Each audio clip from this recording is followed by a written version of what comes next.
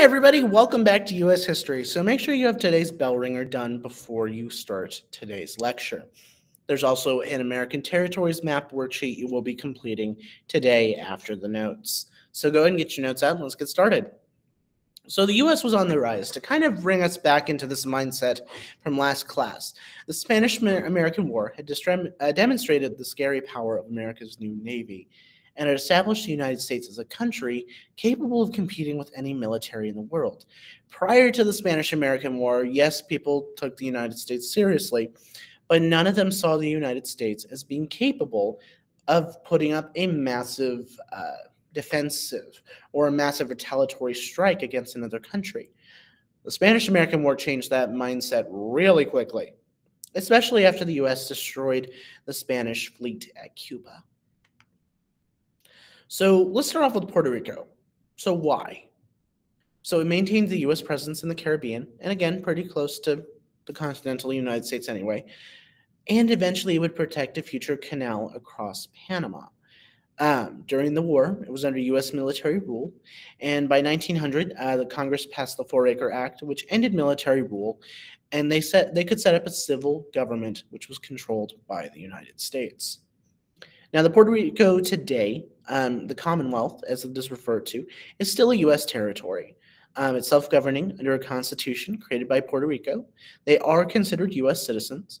Fundamental rights apply, but not all parts of the Constitution. Things like illegal searches and seizures, not quartering troops, those things still apply. They don't pay federal income taxes. They do have a voice in Congress, but that voice is not allowed to vote.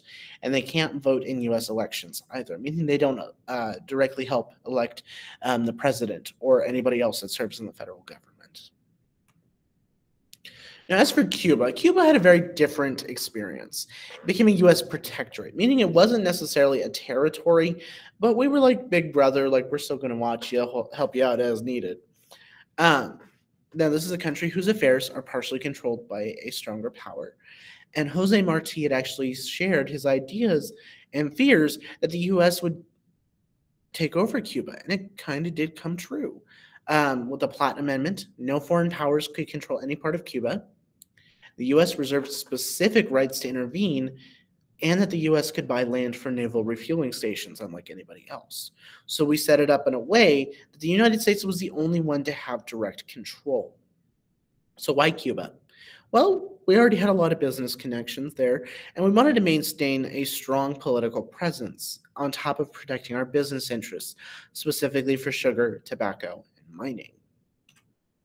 Now, in the Philippines, the U.S. actually filled the same role as the South, and the Filipinos were outraged. They thought that they had been promised independence when they sided with the Americans. It got to the point where there was a Philippine-American War.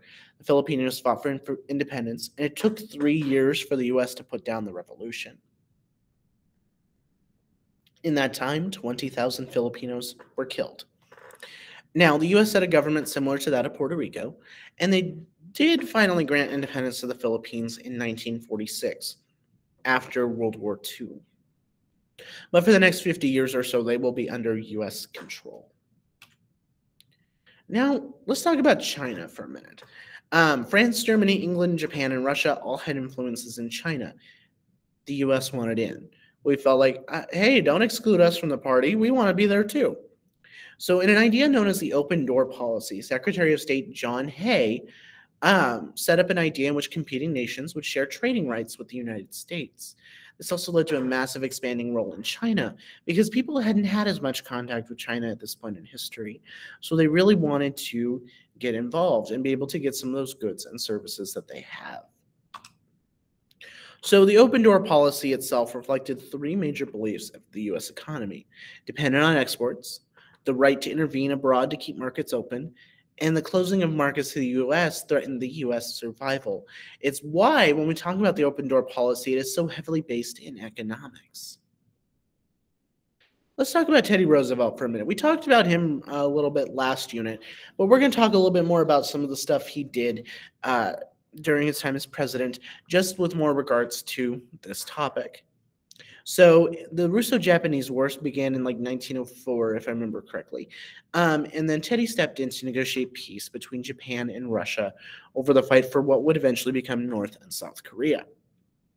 He was awarded the Nobel Peace Prize in 1906 for this. He also oversaw the construction of the Panama Canal, or a shortcut for commercial and military ships.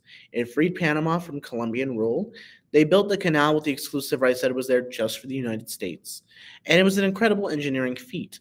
However, it massively hurt the relationship in Latin America because such poor work conditions and the goal to build the canal as quickly as possible, conditions for the workers were nowhere near as good as they could have been. And then we have the Roosevelt corollary. Excuse me. The U.S. would use force to protect its economic interests in Latin America, and the U.S. extended its dominant power. Again, also came the idea from Teddy of speak softly and carry a big stick, and he oversaw the construction of the Great White Fleet, which was the buildup of one of the world's strongest naval fleets, and then he sent it around the world just to show off to people saying, don't mess with us. We have a strong navy, we're willing to use it. So was it a success? Well, the success of American imperialism in the early 1900s is there. There's no doubt about that. The U.S. massively expanded in terms of territory. They did expand access to foreign markets, and they did build a modern navy. They exercised international military power and established dominance, especially in Latin America. That is the one thing that kind of gets the bad side of the advancements of this period, because it, in theory and in actuality, was. All right, so like I said, you're going to complete that American territories map. That is on paper. I should have passed that out to you in class. I'll see y'all next time. Bye, everyone.